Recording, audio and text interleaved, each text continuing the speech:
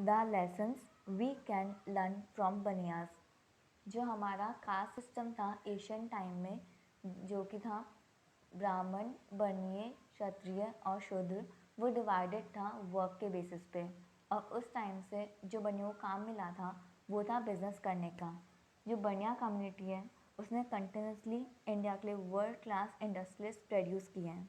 जो जीडी बिरला के बेटे हैं बसंत कुमार, उन्होंने खुद की लाइफ जर्नी और खुद के पापा के लाइफ जर्नी के बेसिस पे कुछ लेसन्स आइडेंटिफाई किए हैं जो कि उन्होंने शेयर किए हैं हमारे साथ। और वही लेसन्स हैं जो कि हर एक इंसान को बनिए से सीखना चाहिए अगर वो एक सक्सेसफुल बिजनेसमैन या एंटरप्रेन्योर बनना चाहते हैं। The first one was the Marwari Bania company is control through the balance. वो बोलते हैं कि जो मैनेजमेंट थ्रू अकाउंटेंसी होनी चाहिए, ना कि बिजनेस एडमिनिस्ट्रेशन। बसंत कुमार हमेशा बोलते हैं कि उनको पता होता है कि कौन सी कंपनी कैसा काम कर रही है, कौन सी प्रॉफिट में जा रही है, कौन सी लॉसेस में जा रही है, या फिर किस कंपनी में क्या काम करना चाहिए, सिर्फ और सिर्फ उसके बैलेंसेस को आइडेंटिफाई करने के लिए। और उसके लिए वो क्या करता है, वो है ना अपने मैनेजर्स के साथ में मिलते हैं और मीटिंग फिक्स करते हैं। और उस मीटिंग के 3 पर्पस होते हैं। सबसे पहला कि वो मैनेजर को कॉन्फिडेंस देते हैं कि ना वो जो भी कर रहे हैं वो सही कर रहे हैं, या फिर अगर गलत कर रहे हैं तो उन्होंने जो किया वो आइडेंटिफाई करते हैं और बताते हैं कि तुमने ऐसे गलत किया है और अपन इसको ऐसे सही कर सकते हैं। और दूसरा कि वो एक बसंत कुमार को भी एक है ना आइडिया हो जाता था कि क्या चीज़ें चल रही हैं। और तीसरा था वो उनको एक अपॉर्चुनिटी के बारे में पता रहता था कि क्या क्या अपॉर्चुनिटीज़ हमारे पास अवेलेबल है और कैसे हम उसको अवेल कर सकते हैं। बसंत कुमार ने जो मैनेजमेंट था वो सीखा था मुरलीधर और ना सीताराम से, जो कि दोनों भी बनिया थे। बाद में उन्होंने मशीन से ऑपरेट करना सीख लिया था, लेकिन बाद में उन्होंने खुद ने एडमिट भी कर लिया था कि जो मशीन्स हैं या फिर टेक्निकल मैटर्स हैं वो उनकी वीकनेस है। और वो इसलिए क्योंकि उनको उसके बारे में नॉलेज नहीं है और वो बहुत ज़्यादा डाइवर्सिफाइड बिजनेस ऑलरेडी है। और जो टेक्नोलॉजीज़ हैं वो जो भी लोग उसमें काम करते हैं वो ऑन द फील्ड काम करते हैं, तो वो उनसे उतना कनेक्ट नहीं कर पाते। और जिन सब चीज़ों के चलते वो मशीन्स के अंदर इतना ज़्यादा अच्छे से काम नहीं कर पा रहे थे, लेकिन उनका जो कंट्रीब्यूशन था इकोनॉमिक और फाइनेंशियल सेक्टर में वो बहुत अच्छा था। At the age of 13 BK की जो फैमिली थी उन्होंने डिसाइड किया था कि वह उनको मनी देना बंद कर देंगे, जैसे कि पॉकेट मनी और ये सब।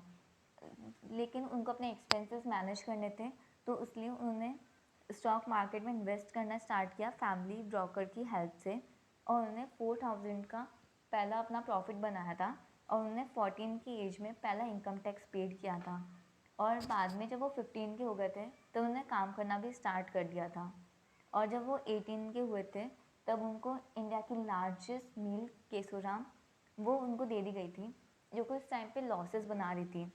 लेकिन कुछ टाइम के बाद ही हिटलर ने वॉर डिक्लेयर कर दिया था और उस टाइम पे ब्रिटिश को अपने बहुत ज़्यादा ना ट्रूप्स की ज़रूरत थी और जूट की। तो उस टाइम पे इंडियन जो मील्स थी उन्होंने बहुत ज़्यादा प्रॉफिट कमा लिया था। और जब वो 19 के हो गए थे तब बीके पूर कम्प्लीटली और प्योरली इंडिपेंडेंट हो गए थे। जीडी ने उनके मैटर्स में बोलना बंद कर दिया था, वो उनसे सिर्फ कंसल्ट करते थे जब उनको ज़रूरत पड़ती थी। और बसंत कुमार से वो इतना ही पूछते थे कि बसंत केशुराम कहीं चल रहे हो है, कहीं फ़ायदा हो रही है, मतलब कि केशुराम कैसा है, मतलब व्हाट आर द प्रॉफिट्स जो है कि वो कैसे आ रहे हैं, जो हमारी मील है वो प्रॉफिट्स बना रही है कि लॉसेस कर रही है, कि उसका क्या रेवेन्यूज़ हैं। और जीडी की एडवाइस बहुत ज़्यादा जेनरिक होती थी। वो हमेशा ये बोलते थे कि ना be caution, keep your finance strong, इज्जत पर कभी बात को नहीं आवे। और 19 की एज में बीके वो एक इनक्रेडिबल सक्सेसफुल पाने वाले इंडिया के लार्जेस्ट मील को सक्सेसफुली चलाने वाले इंसान बन गए थे। The second one is business is learn by doing business. If you haven't subscribed to my channel, then subscribe it and press the bell icon.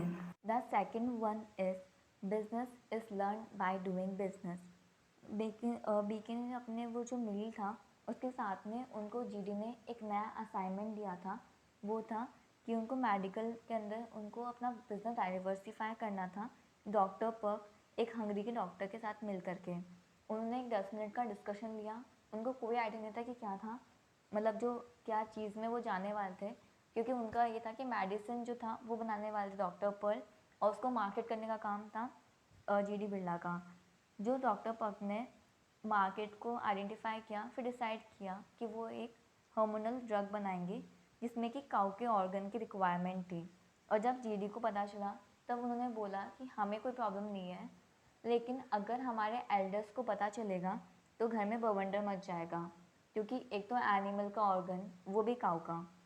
और जो बीके थे वो बहुत फ्यूरियस थे, उन्होंने कुछ टाइम लिया, कुछ महीने लिए, और जीडी बिरला को और बीके ने दोनों ने डॉक्टर पर को समझाया कि कुछ और अपन इसमें वे ढूंढते हैं किसी और तरीके से, क्योंकि ये इंडिया में नहीं चल सकता, क्योंकि काऊ का ऑर्गन आप यूज़ नहीं कर सकते, क्योंकि इसमें बहुत ज़्यादा जो है पॉलिटिकल इश्यूज़ और ये सब हो जाएंगे। बाद में थोड़े दिन के बाद वर्ल्ड वॉर बिगिन हो गया, और जो डॉक्टर पर्क थे उनको वापस हंगरी वापस जाना पड़ गया। तो इन सब के चलते जो प्रोजेक्ट था वो हेल्ड पे चला गया, और बिरला को 2.5 लाख का लॉसेस हुआ। और जब उनके अकाउंटेंट ने बताया कि हिसाब किताब अव्यवस्थित है, तब बीके ने उन पर बहुत ज़्यादा तेज़ चिल्लाया। उन्होंने बोला कि जो लॉस था वो तो ठीक था, लेकिन कभी भी हमारे अकाउंट्स के साथ में छेड़छाड़ नहीं होनी चाहिए। The third one is having no control over the business is worse than losing the business. जो बिरला थे वो थोड़े से कंजर्वेटिव थे, और जीडी हमेशा डेप्ट लेने से डरते थे, इसलिए वो अपने 25% जो वो एक एंटरप्राइज या फर्म सेटअप करने में लगाते थे, उस अमाउंट को वो हमेशा बचा के रखते थे उतने, जिससे कि कभी भी उनको काम आ जाए तो उसको एज ए सपोर्टिव फंड वो यूज़ कर सकें। और वो हमेशा सोचते थे कि जो कैपिटल है वो ना हमेशा खुद की यूज़ करें और खुद ही के लगाएं पूरी कैपिटल एक एंटरप्राइज या फिर खुद का बिजनेस सेटअप करने में।